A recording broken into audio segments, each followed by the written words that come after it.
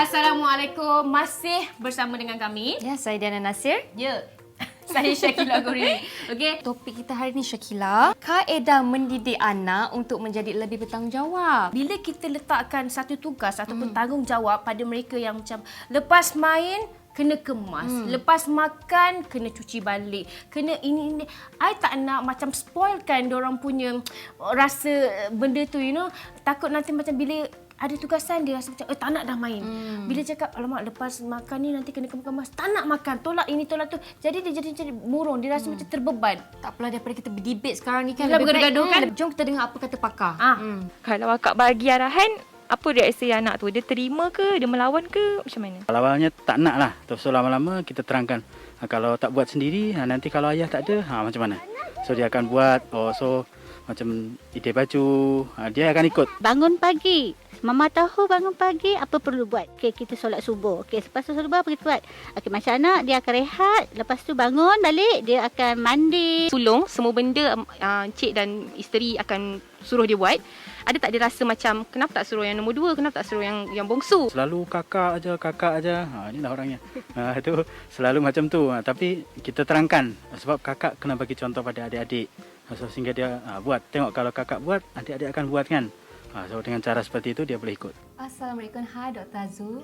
Terima kasih kerana sudi meluangkan masa bersama kami hari ini di Tanya Pakar mengenai tanggungjawab. I lebih prefer kalau anak bermula daripada awal. Macam saya pula, kan kita kadang-kadang macam lepas main kemas, lepas makan kemas balik. Tak ke doktor rasa macam saya ni bagi satu bebanan yang end up dia tak nak main dah sebab dia takut nanti kena kemas. Sebagai ibu bapa, kita kena faham dulu skop tanggungjawab tu apa. Tanggungjawab ibu bapa kepada anak-anak, kita boleh simpulkan sebagai 3 skop besar lah. Pertama, tanggungjawab dari segi kesihatan anak-anak kita. Yang kedua, kita kena ambil cakna tanggungjawab ibu bapa ni terhadap anak-anak mengenai pendidikan. Satu, pendidikan formal, satu lagi pendidikan tidak formal. Dan yang ketiga, kebajikan mereka. Adakah kita mempersiapkan rumah untuk mereka? Kita tak naklah anak-anak kita tinggal di tepi-tepi longkang. Macam mana cara ataupun kaedah untuk kita bagi tahu dekat anak-anak kita ni tentang kepentingan tanggungjawab diorang sendiri? Kalau kita bercakap mengenai kaedah ni, saya suka bagi formula. So formulanya ABCD je. A tu ajar. Sebelum kita ajar anak-anak kita mengenai tanggungjawab, kita tunjuk dulu. Jangan kita ni duk buang sampah daripada tingkap kereta.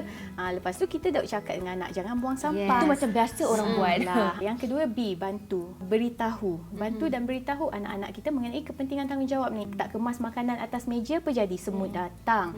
Kita bagi tahu kesan dia. C, communicate, cakap. Kita bercakap bahasa-bahasa korporat dengan anak kita kan. Jadi anak-anak umur 5-6 tahun tu logical thinking tak terbentuk lagi. Kan being sarcastic dengan anak kita. Biarlah sampah tu atas meja. Dia tak tahu. Dia pun biarlah sampah tu atas meja kan. Jadi kita cakap dalam bahasa yang mereka fahami.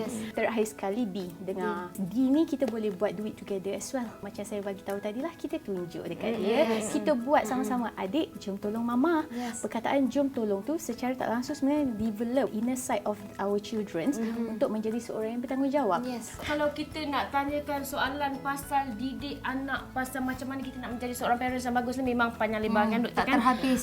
Tapi itulah, terima kasih jugalah kepada Dr. Azul. Sepanjang 3 episod ni, kita dah sharekan kebaikan dan keistimewaan susu Similate Game Plus Gold Duo FL ni kepada parents kat luar sana yang ingin mencuba dan menukar tapi tak tahu macam caranya. Jom kita tanya pada Syakila. Contohnya Diana, kalau satu hari tu dia bagi anak dia minum susu 3 gelas. Apa kata tolak yang 1 gelas tu dan tukar kepada susu Similate Game Plus Gold ni? Mungkin boleh cuba dalam hari pertama, kedua, ketiga. Kalau hari ketiga tu anak dia dah rasa macam dah boleh dah terima rasa susu ni kan, dia tak rasa macam menolak kan. Maksudnya parents dah boleh terus sambungkan bagi anak tu mungkin 2 gelas, 3 gelas dan lupakan susu yang lain. Sebenarnya Diana boleh bagi tahu kat mana dia orang boleh beli. Kita boleh dapatkan di Ion, Tesco dan juga Giant. Betul. Okay, sis kita dalam fasa pandemic right now. So it's better for us to stay at home and shop online. So kita boleh shop dekat Lazada. Yes, Lazada. Kepada parents kat luar sana yang masih lagi tak jelas dengan penjelasan kami, bolehlah layari their website yang tertera.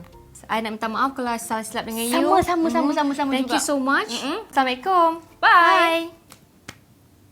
Kepintaran dan kecergasan adalah penting untuk kanak-kanak.